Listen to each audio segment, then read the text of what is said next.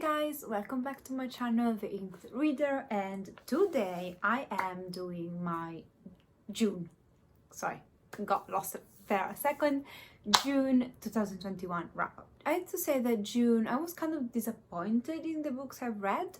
The quality wasn't necessarily bad, but I don't know, I'm left at the end of the month with kind of bitter taste, in the sense that I didn't enjoy picking up those books as much as I did other months. I think it's one of the worst months in terms of my enjoyment of the books I've read. But without further ado, let's get into the why and my wrap-ups and all of that. I'm gonna start with some statistics though. So I have read a total of 10 things in June. Of those, 8 were physical books, 1 was an audiobook, and 1 was a comic.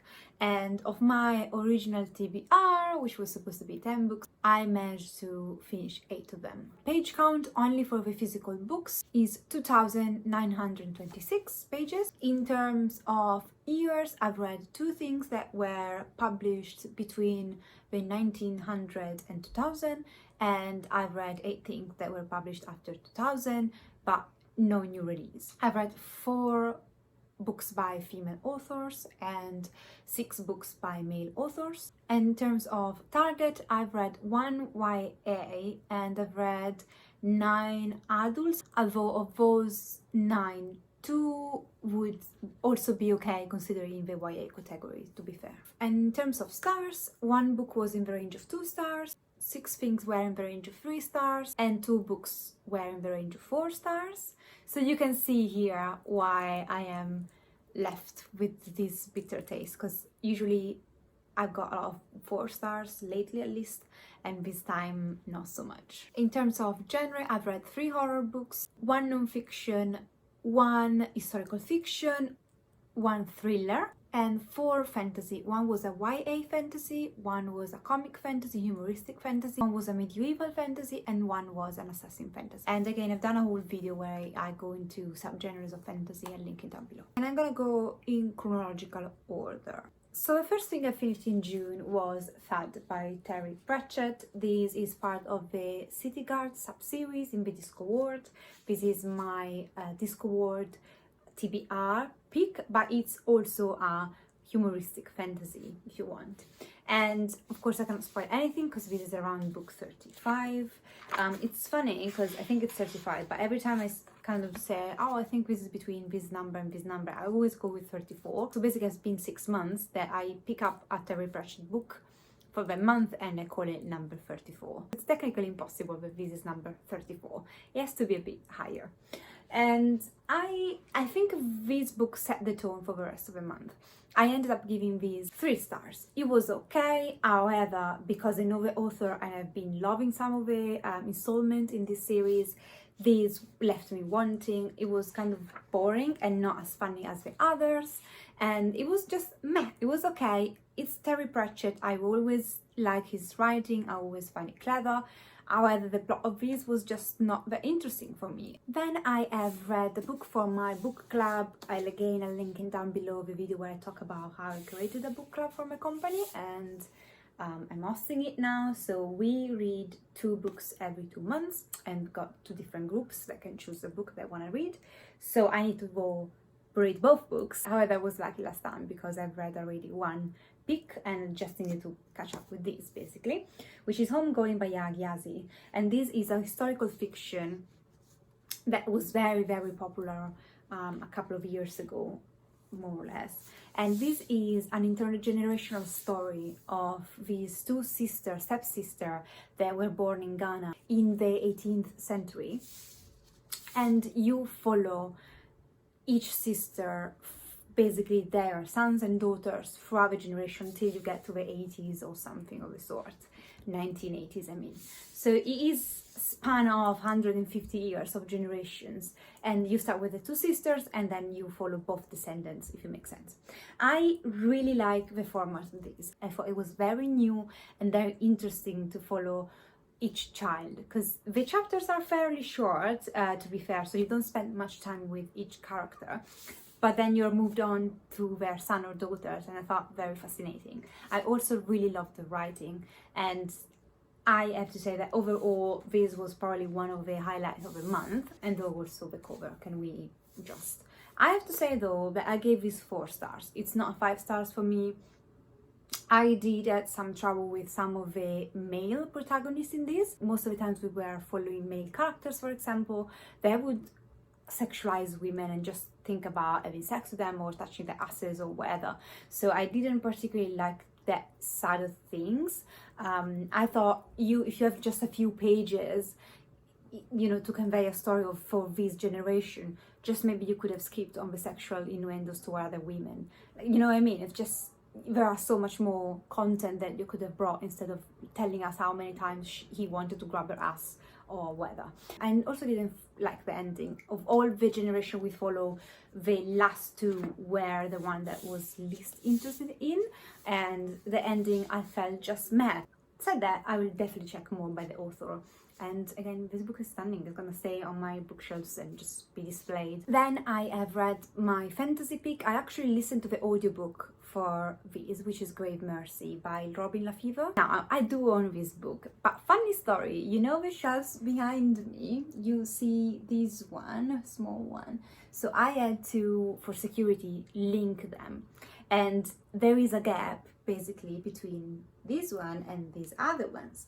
So I was putting some books on top that didn't match any color because I was trying to do a color scheme behind me, and I happened to drop some books behind that the hole. Now these ones are impossible to move because now you have to move the whole wall of shelves. So not gonna happen. So those books that fall behind there are basically gone forever. I'm pretty sure one of those is like the new Twilight told by Edward point of view, which had DNF'd anyway, so I didn't particularly felt too bad about that one, although it was expensive. And the other one, I guess it's this one. I'm sure there are a couple that are behind there, but which I've not figured out which ones they are yet. Hopefully it won't be a heartbreak when I do. But I guess Grave Mercy was definitely one of them. Thank God it's not a heartbreak, just because I used it in a second.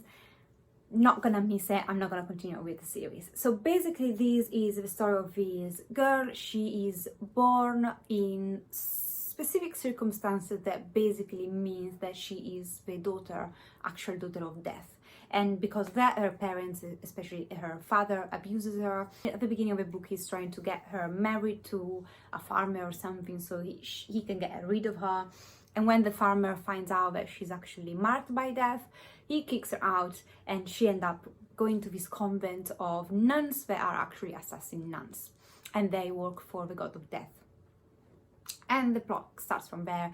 It's a historical fiction fantasy. Like there is death, there are some fantasy elements, but it's one of those which I definitely consider low fantasy, as well as an assassin fantasy. And also it takes place in like the world we know, and I think it's in England, kind of trying to prevent war with France. And it feels like an historical fiction with a touch of fantasy, assassin fantasy.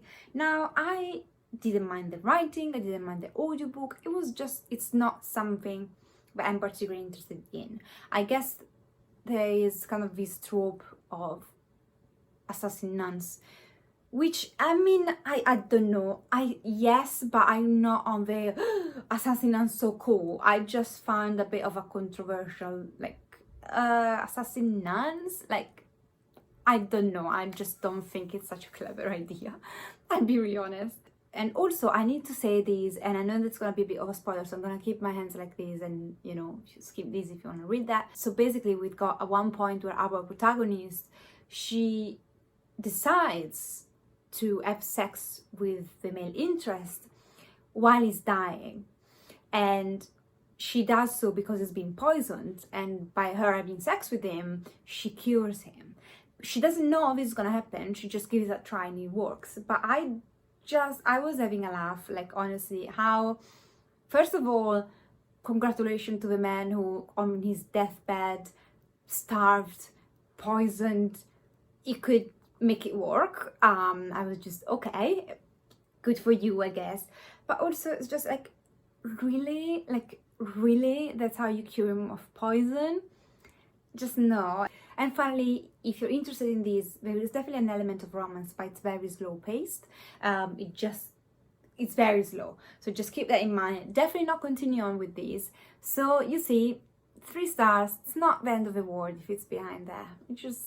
It was destiny. Then I have read the TBR random pick, which Veloni came out, and this is by Andrew Michael Harley. This is a thriller with some touches of horror. However, I categorize it just as a thriller. And this is the story of these 2 boys, I'd say, that every Easter time they travel with their family and community, which are it's kind of a religious community. They travel to Velone, which is a remote area in England, and the main reason why they go there is because there is kind of this shrine where the priests on Easter Day or the day after, they kind of make prayers together, and they then offer some special water, holy water, to one of the 2 boys who has been born mute in order to cure him. Now, in here it says that the boy is only mute in the synopsis. However, when you read the book, you soon realize that the boy is autistic. So yes, he's not verbally communicating with everybody, but he also has a lot of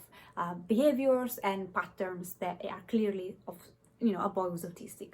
And if you're then triggered of reading a story where basically, this priest and this community and the family is trying to cure autism by giving their holy water, then you can give this a skip, if it makes sense. Because as a concept in itself, I don't know why, for example, this is not recognized. So he's mute. No, it's not only mute.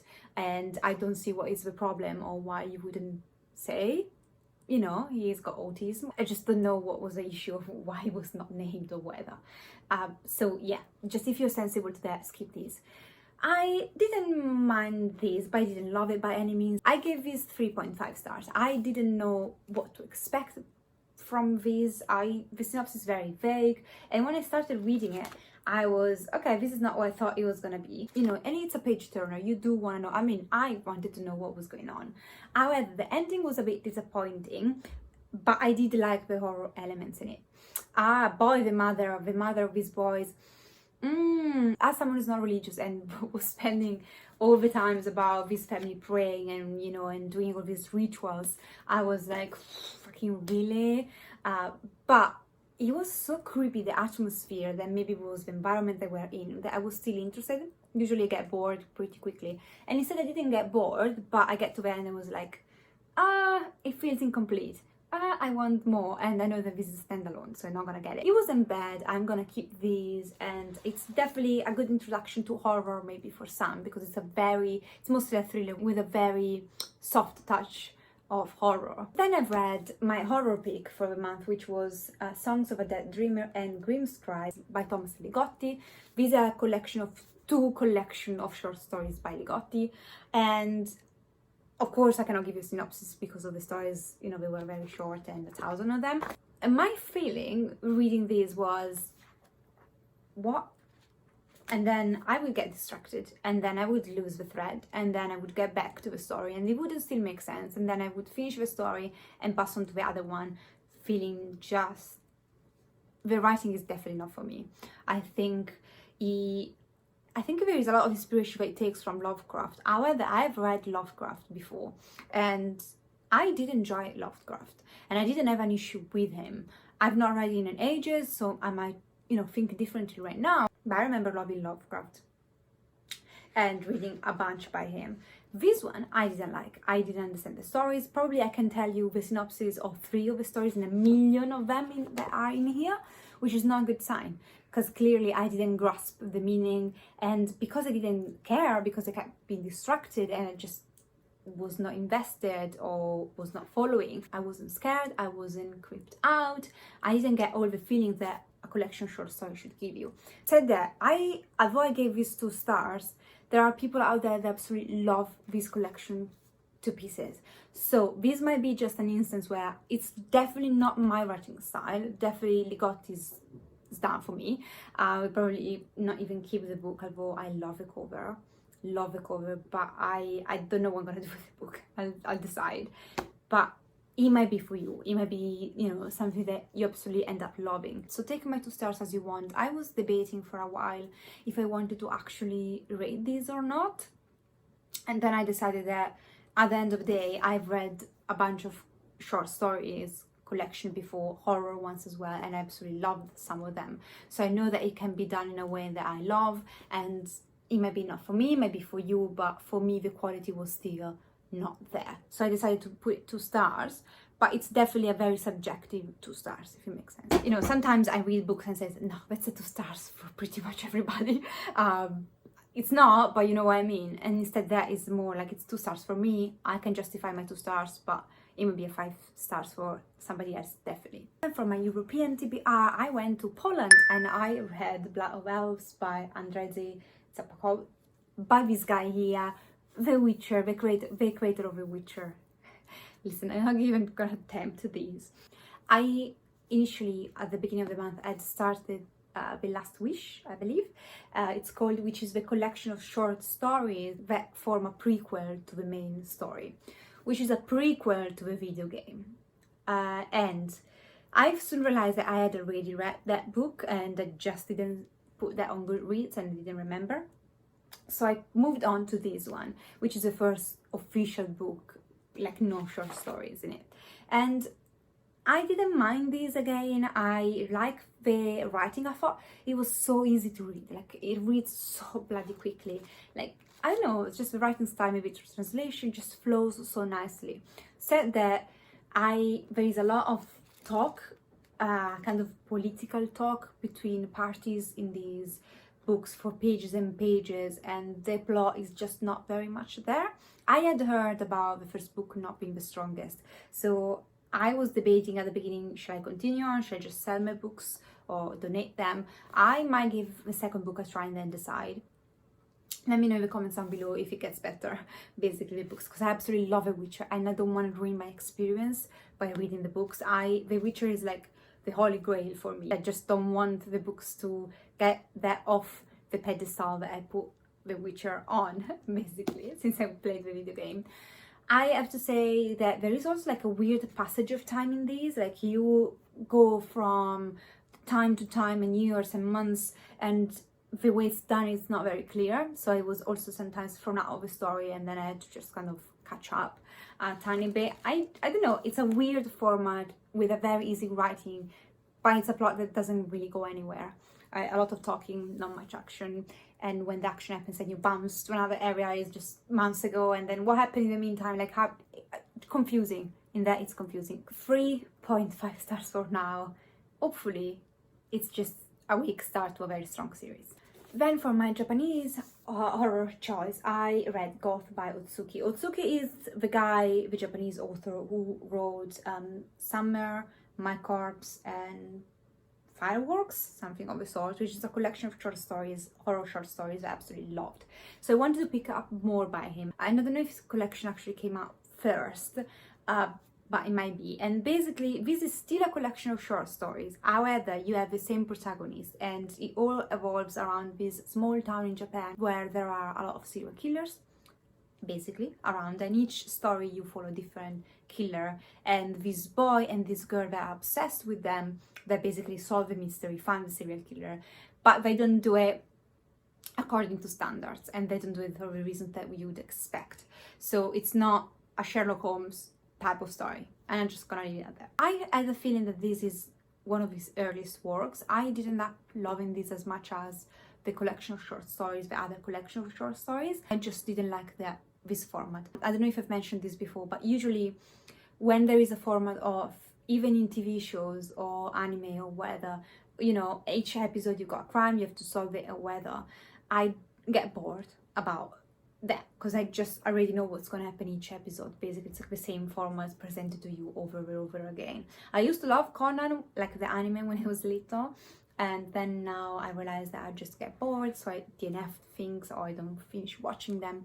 And this is basically the same format, because in each story, yeah, there is a serial killer, they found the serial killer, and you know, and all of that. And also you get a lot of perspective from the serial killer, and I noticed that every serial killer kind of feel the same. The serial killers are so similar that I sometimes think it's the same boy we have been following, just because there are not enough nuisance for the characters to stood out as their own. Basically all blends. Said that I did like the writing, I did like the concept behind these. I just wished it was a novel, like a whole novel instead of just being short stories.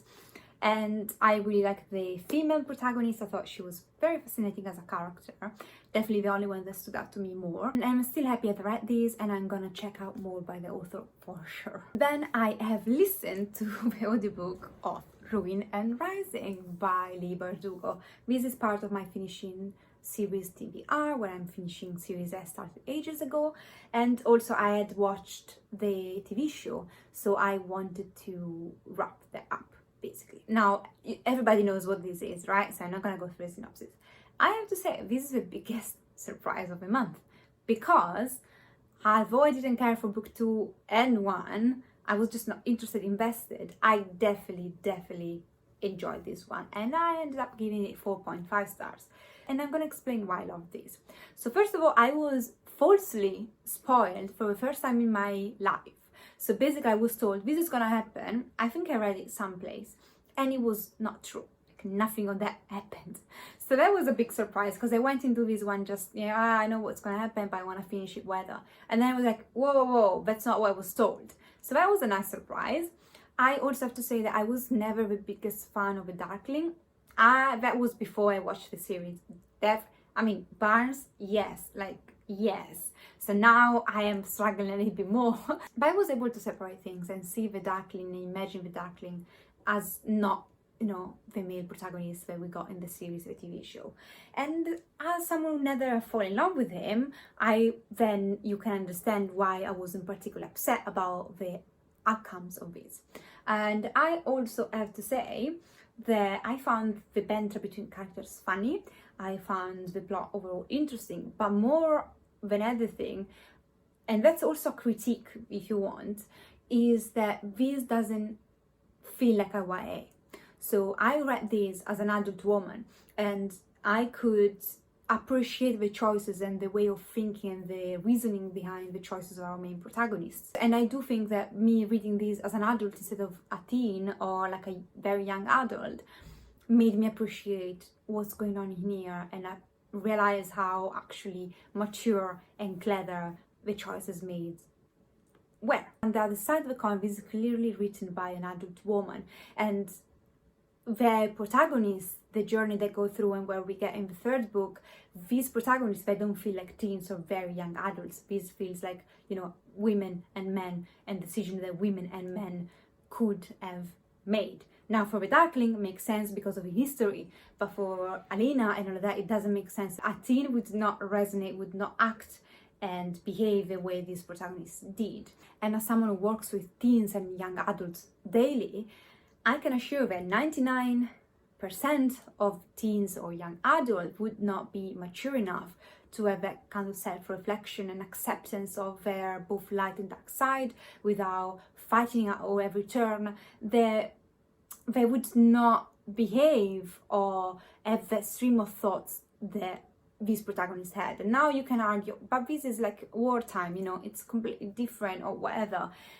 Yes and no. Like, I work with teens that go through horrible shit, but still behave and act to a certain degree, and depending on the individual, as teens whose brain is still developing. So sometimes you might see adults behave like young adults, teens, because they don't develop or they don't mature enough. But it's very rare for a teen, despite the fact that some of them are very wise, some of them are very rational. Still, the way they think and act, you can always tell that that's a teen or young adult still developing. I've yet to see a young person, despite the trauma or everything, resonate and say things exactly as a mature, wise adult do. And that's just human, it's natural. You develop until you're 25, your brain develops more or less until you're 25 years old. So, you know what I mean? I felt like this is an adult book. As an adult, I appreciate this, but back then, this was a YA, target for YA, and I can see why it wouldn't be as appreciated.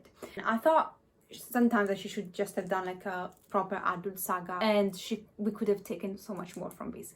Basically, my ranting is done. Then I have read The House on Sunset, which is my DV memoir for the month. This is the story of this girl who gets in a violent relationship and how she leaves the relationship after a year. And it talks about emotional, physical, financial abuse, gaslighting, and a bunch of other things very much relevant if you are interested in domestic violence or if you are in a domestic violence relationship. So I've done a whole video that is either already up or is going to be up very soon, so I'm not going to go into any details about this. So I don't rate this. I have just to say that this reads like fiction, and it's clearly like done by someone who has got skills in writing, so it doesn't feel like a non-fiction. It feels more like you're reading a fictional story, which when you step back and you realize what it is, it hits you even harder. So it is a very hard read.